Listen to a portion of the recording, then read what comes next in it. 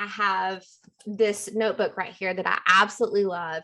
I've started collecting these for each book of the Bible that I study.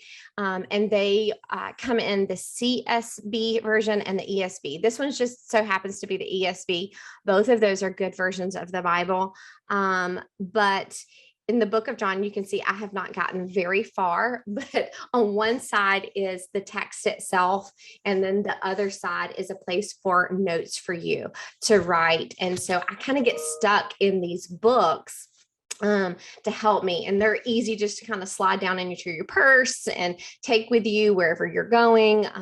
Pull it out for 10 minutes that you have during a break at school, or you're waiting on your kids at practice, or whenever you just have a free moment. They're easy to kind of pull out and study and focus on. So I do recommend, I think devotionals are great.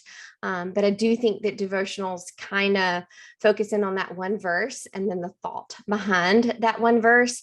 And we deprive ourselves of the meat of God's word when we're just doing those devotionals all the time.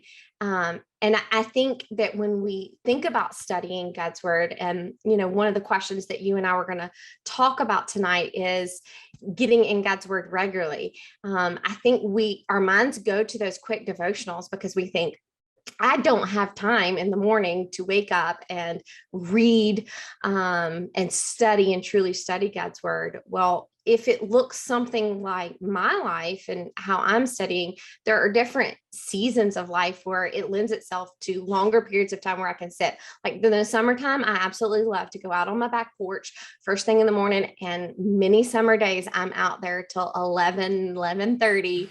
And I've just, for lack of a better word, wasted my morning in God's word. And of course, that's not a waste of time spending time in God's word. So, but I can do that during the summertime or maybe on the weekends. But through the week, I need that quick study.